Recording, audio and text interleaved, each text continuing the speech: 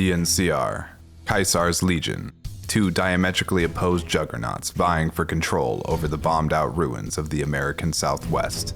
Their militaries, endlessly forging paths for their interests, meet at a critical junction just east of Las Vegas.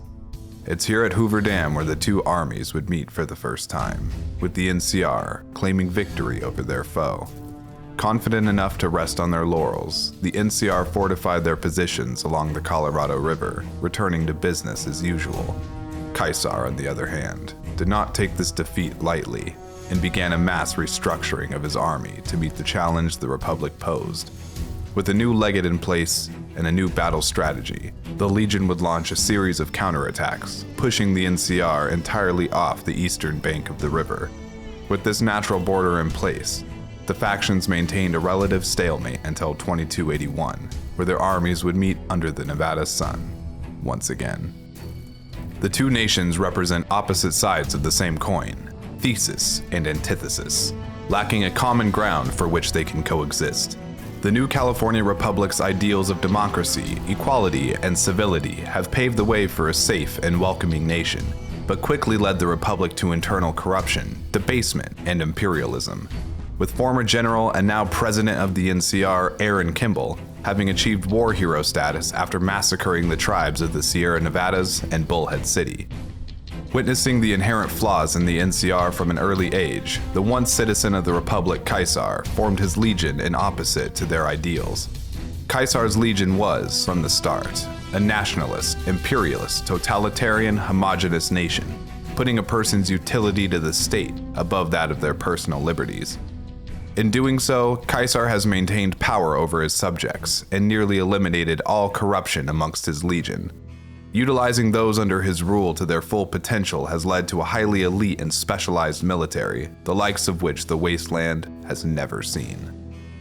Each army is organized into a specialized rank and file to fulfill their logistical needs. The NCR utilizes a ranking structure of pre-war America, separating its ranks into the categories of enlisted troopers, non-commissioned officers, and commissioned officers. While the NCRA is largely meritocratic, there have also been some documented cases of soldiers in the NCR receiving and maintaining their rank due to their connections in the government. A prime example is General Oliver, who was stated to only have his rank by account of his connection to President Kimball, and not due to his accomplishments or strategic ability, which has been heavily criticized as lacking by friends of the Republic and foes alike. The Legion, on the other hand, is a strict meritocracy, where promotions only occur through an individual's achievements and bravery in battle. While gaining Caesar's favor may allow a legionary to bypass the traditional chain of promotions, doing so is incredibly difficult and requires an immense feat. Such as in the case of Vulpes Inculta, who capitalized on enemies' oversight by breaking ranks and leading his legionaries through a hole in their defenses, an action which, under normal circumstances, would have landed him on a cross, but due to his actions leading to victory over the enemy, landed him on Caesar's good side instead. After gaining his lord's favor, Vulpes was spared crucifixion, and instead promoted to the ranks of frumentarii. In order to capitalize on recruitment, the minimum age for enlistment into the NCR army is 16 years old, with very few ever volunteering at this age. By the conflict of 2281, the majority of the NCR infantry is conscripted into the military, typically from farming or ranching communities, and with a near even split between male and female troopers. After they swear into service, the recruit is then sent to boot camp for 2 weeks, where they learn basic military skills before deploying. Due to the majority of recruits growing up farming and ranching, most already know their way around a firearm, and likely spend their time learning other military basics, like marching and small unit tactics. When the Legion needs to bolster their ranks, they do so by two methods of action. The first and most abundant is through the conquering and assimilation of tribals into Legion ranks. The second is through the mechanism of forced breeding to create generations of soldiers growing up knowing only the art of war. Due to Caesar's emphasis on utility, men and women are separated into delineated roles, with men making 100% of the Legion's fighting force, and women filling in various support roles that keep them out of the fighting, including religious figures such as priestesses. Legion training is intense and brutal, with their conditioning routines having been compared by Colonel Moore as on par with, if not greater than that of NCR Rangers, a branch which Colonel Moore had personally served in. leading to legionaries who are extremely tough, fast, and agile. Recruits are also trained to ignore pain and follow their orders to the letter, whether that's rushing a position under fire with a dull machete as their only weapon, or ending their own life to avoid capture. Their ferocity is so intense that the aforementioned Colonel Moore has her troops training to fight bigger and stronger opponents, in addition to strict orders to fight the Legion at a distance, no matter the circumstance. While the average NCR recruit trains for only 2 weeks before a deployment, where they go on to largely patrol and wait for the next conflict, a legionary's training is non-stop. In the meat grinder that is Caesar's Legion, one cannot afford to fall behind. This endless training leads to a culture where true battles become breaks in training, allowing legionaries a brief respite in order to test their skills against an adversary. The bulk of the NCR infantry is equipped with minimal equipment, including desert fatigues, an armored ballistic vest, likely steel, and a helmet, with standard-issue pre-war mass-produced service rifles chambered in 5.56 and a pistol sidearm chambered in 9mm. While this is standard issue for all ranks up to colonel, many units away from the front lines use various assortments of lower-tier guns like 9mm submachine guns, varmint rifles, caravan shotguns, and more. It's also not uncommon for NCR troops to carry a combat knife for close-quarter encounters. The Legion infantry is equipped with the most basic of gear, consisting of Legion fatigues and pre-war sporting equipment, including leather football pads and catcher vests, as well as football and baseball helmets. Due to the meritocratic nature of the Legion, the higher a legionary's rank, the more gear and better weapons they will acquire, with the previously mentioned equipment acting as the foundational protective gear. As a legionary climbs the ladder to veteran, they add shin guards and an arm guard to this ensemble, with added nails protruding from their pauldrons to provide that extra damage to anyone who gets too close. Once a legionary reaches the rank of Centurion, they receive the best armor the Legion can offer, with most opting for patchwork armor forged in the fires of their conquests, and others opting for something a little more protective in the visage of their legate.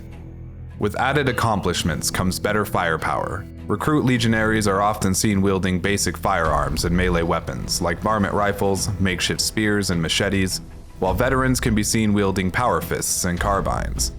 While the Legion is heavily criticized for their use of such rudimentary arms and armor, it's not without purpose. A large part of the Legion's strategy involves overwhelming fortified positions and dismantling them from within. Having troops in lighter armor who can close the distance on a position quickly and terrify their enemy by chopping into them goes a long way to not only secure objectives, but strip away any sense of comfort a trooper might have in their position at a distance, a tactic which has been used to great effect against the NCR. The NCR and Legion share a similar squad size and spread, with each squad composed of 4 troops, typically led by a non-commissioned officer or a decanus in the case of the Legion. NCR weapon spread is pretty uniform on the front lines, with most patrolling squads all wielding service rifles and standard issue equipment. Legion patrol squads have more diverse spread to cover various scenarios. Squads of recruits are often seen wielding machetes, spears, pistols, and rifles, and veteran squads seen wielding hunting rifles, shotguns, and power fists, allowing them to combat foes at long, medium, and short ranges. During the final battle for Hoover Dam, Legion squads are led by a Centurion, typically wielding a marksmanship carbine or squad automatic rifle. NCR squads stay relatively the same during this battle, with their change in equipment reflecting more long-distance options, such as sniper rifles. Amongst the rank and file of each military are subdivisions of specialty units. For the NCR, one of these specialty units are the 1st Recon Sharpshooters. Distinguished by their red berets, they are primarily responsible for reconnaissance and the elimination of high-profile targets, although it isn't uncommon to see them attached to units to provide fire support, such in the case of the Bitter Springs Massacre. The NCR also boasts a division of heavy troopers who utilize salvage power armor and heavy weapons from the NCR's war with the Brotherhood of Steel. Although the salvage power armor is slow and clunky due to having their servos ripped out, the heavy troopers are capable of absorbing large amounts of small arms fire. Combined with their common use of miniguns and incinerators, these units make for truly deadly enemies. Due to their limited numbers, heavy troopers typically act as guards for high-profile leaders or at positions of strategic importance. In addition to this, the NCR also utilizes the skills of the NCR Rangers, who work in tandem with, but are not directly under the command of the Army. The New California Republic Rangers act as scouts and light infantry. They most commonly are found in outposts, typically keeping watch over a troublesome faction, or acting as the first line of defense against a Legion invasion. Rangers are elite, akin to pre-war special forces, and are often sent on dangerous operations behind enemy lines. After 20 years of dedicated service, a Ranger will earn the designation of Veteran, allowing them to don the iconic black armor and Ranger Sequoia. Veteran Rangers are the best of the best and are chosen for the most dangerous missions, including assassinations of highly lethal targets. Their prowess is so great that even President Kimball chose them to protect him over the NCR's own powered armor units. The Legion also utilize a wide variety of specialized roles, with the most notorious among them being the Frumentarii. This unit acts as the Legion's eyes and ears, and they are everywhere. The Frumentarii are handpicked by Caesar and are heavily trained in espionage for infiltration missions. Disguised as caravanners, soldiers, and more, the Frumentarii's goal is not only collecting valuable intel for Caesar, but also to disrupt and destabilize the enemies of the Legion, a task that is handled with extreme efficiency.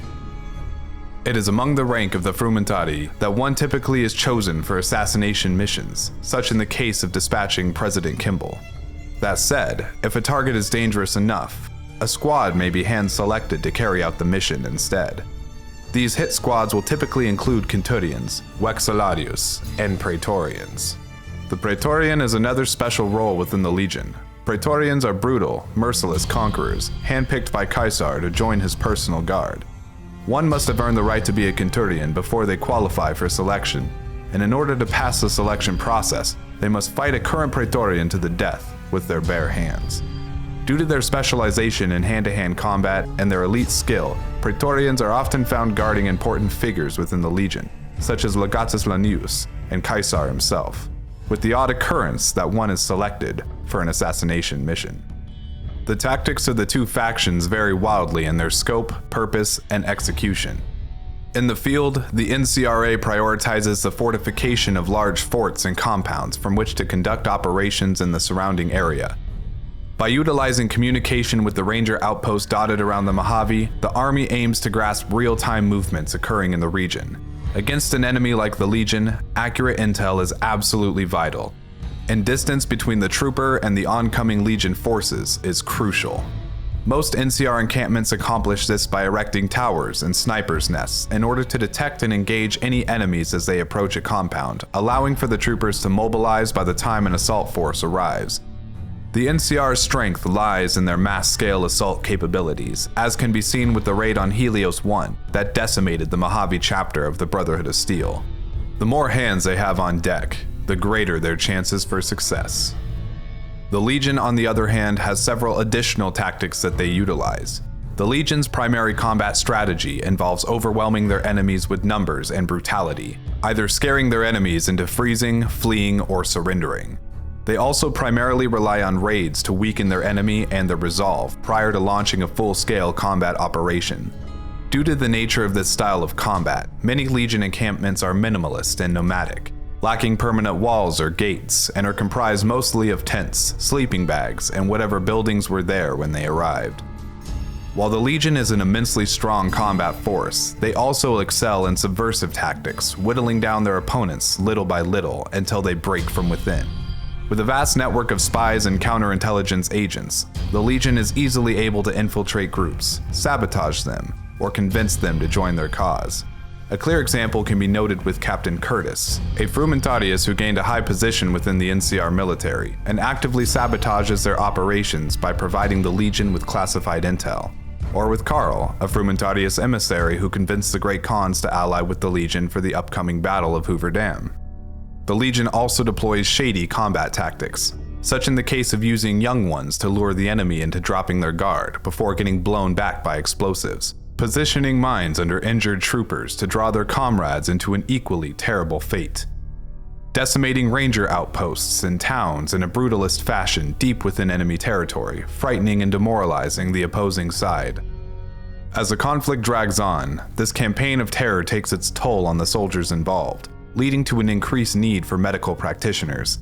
The NCR employs field doctors at their camps to treat the wounded. These doctors use modern medical tools, medicines, practices, and procedures in order to save the lives of those serving. In some cases, such as the refugee camp at Bitter Springs, NCR doctors may even assist with treating psychological conditions in their patients, like post-traumatic stress disorder.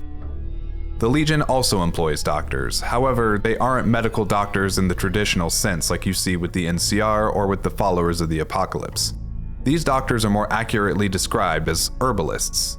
While largely ignorant of modern medicinal practices, the Legion does have extensive knowledge of tribal remedies that provide benefits equal to, if not surpassing that of pre-war chems. Hydra can cure broken limbs, bitter drink will cure minor injuries in a short period of time, and healing poultice will do both efficiently and quickly. When a legionary has gained Caesar's favor, he may even allow them to be treated with his autodoc, a powerful gift in a society that shuns modern medical practices. In order to provide these remedies to those in need, each faction will have to get the materials to the front lines via supply chains. Each faction is supplied from their respective nations, with the NCRs coming from California and the Legions coming from Arizona. After the Battle of Willow Beach and Arizona Spillway, where the Legion pushed the NCR west of the Colorado, the Legion has maintained a stable, uninterrupted supply route to the fort through this conflict. The same can't be said for the NCR. Due to the unforeseen destruction at the Divide, one of the two supply lines into the Mojave from California were completely cut off, forcing the NCR to push all of their supplies through the Long 15. And with all the wasteland horrors actively preying on this stretch of road, not to mention the Legion raids on supply caravans, several supply interruptions have occurred, leading to minicamps going without food, water, ammunition, medicine, and reinforcements. While the New California Republic boasts divisions of mechanized units that could easily navigate this supply issue, they are scantily utilized due to several factors. A large one for the mechanized cavalry and supply division is a lack of parts, mainly tires and other degradable necessities. This greatly limits their ability to expand the division and ensures that each and every truck is highly valuable as they are near irreplaceable. This is also why the NCR doesn't utilize their air force outside of special operations. Not only is their supply of vertibirds extremely limited, but due to an inability to produce these aircrafts on a significant scale, the value of every vertibird is too high to warrant the risk of one being shot out of the air. This is likely why they are being held in reserve at the Long 15. Both factions also utilize artillery cannons at the final battle of Hoover Dam. Due to their limited use and lack of specific unit to operate them, it may be that these are also an extremely rare and hard to reproduce weapon. In fact, Legion forces aren't even able to use their respective cannon unless they locate a replacement firing mechanism for it, the only known one to exist in the Mojave having been locked tightly within the walls of Nellis Air Force Base. Behind a tribe of recluses with missile launchers, a 12-foot tall fence with a locked gate, and an endless artillery bombardment. Needless to say, the firing mechanism will not be able to be obtained without a significant effort. The Legion does not utilize vehicles at all. It's often assumed that this is because the Legion is anti-technology, but that is not the case. We can see through the Legion's use of artillery and attempted purchase of energy weapons from the Van Graffs that they are not averse to technology in this sense. Caesar values the human sacrifice as a moral virtue, and as such doesn't want his soldiers to be replaced with robots, even if it means he will win a conflict. To Caesar, it's not a true victory unless it's achieved through blood. It may be that there are not as many salvageable vehicles in the Southwest as there are on the West Coast, or it may be that Caesar doesn't feel like he needs them, opting instead to have his soldiers force march in order to sharpen their resolve. A common point of contention has always been centered around the amount of soldiers each faction has in the Mojave at the time of the conflict, with many arguing that the NCR has a tiny fraction of their military in the Mojave campaign and that the Legion has all of their forces actively in the region, further leading them to believe that if the NCR deployed their full military, they would crush the Legion. Or even if the Legion does win the battle for the dam, they wouldn't be able to invade the NCR due to the majority of the NCR army existing in the Republic's core territory. While a hopeful sentiment, we can see that this estimate is hopelessly misplaced. Prior to the Second Battle of Hoover Dam, The NCR had its veteran rangers pulled back on assignment, and their heavy troopers protecting the lands of the Brahmin barons that lined their pockets. But they aren't the only ones who were off the front lines. Before the second battle, the Legion veterans had not even arrived in the region from the east yet. Following behind them was FalloutLanius, who had his own army that he brought with him.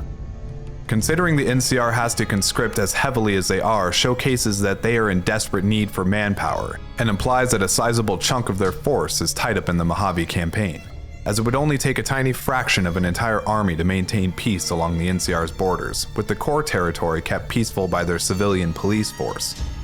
In addition to this, there aren't any other wars that the NCR are actively engaged in, with the exception of the final embers of their war with the Brotherhood of Steel. A war, mind you, that occurred over the course of decades prior to encountering Caesar's Legion, and dealt a massive blow to the NCR's economy, population, and military power. Furthermore, since the president himself is so heavily invested into this admittedly unpopular campaign, it lends even more credence to the NCR pulling the majority of their forces for this conflict. Kimball can't afford to lose this war, lest he lose his next election. Regardless of how many troops are in the region prior to the second battle for Hoover Dam, it's clear that the militaries on both sides commit all available forces to fight, with the NCR pulling both their heavy troops and veteran rangers into the conflict, and the Legion committing enough forces that Lanius is worried about instability arising in the east due to manpower pulled for this campaign. Should we estimate, the NCR has 2 colonels and a single general in the Mojave. A colonel typically oversees up to 5,000 soldiers each, with a 4-star general commanding all troops and operations that fall within their geographical area, leading to a combined infantry force of 10,000 by the events of the Second Battle of Hoover Dam. As for the Legion, legates historically command a legion of 5,000 men, in addition to their servants. With a single legate at the battle and at least 1 legion under Caesar's command at the fort, it's safe to assume that the militaries on both sides have near equal combat numbers of 10,000 infantry each, not including the Legion's Great Khan auxiliaries and the NCR's Rangers. During the Second Battle of Hoover Dam, the NCR commits one of their brigades to the defense of the dam, while the other defends their positions in the Mojave, positions which come under attack from Legion forces and allies alike, such as the Fiends who attack Camp McCarran and the Omertas who attack the Strip. It's likely Caesar keeps several reserves at the fort as well in order to reinforce the dam, while the NCR reserves would be kept within the dam as part of General Oliver's defensive strategy, allowing troopers to reinforce their positions throughout the power plant. When the smoke clears, there can only be one victor, and depending on your actions, Courier, will depend on which direction the scales will tip, deciding once and for all which banner will shadow the Mojave for decades to come.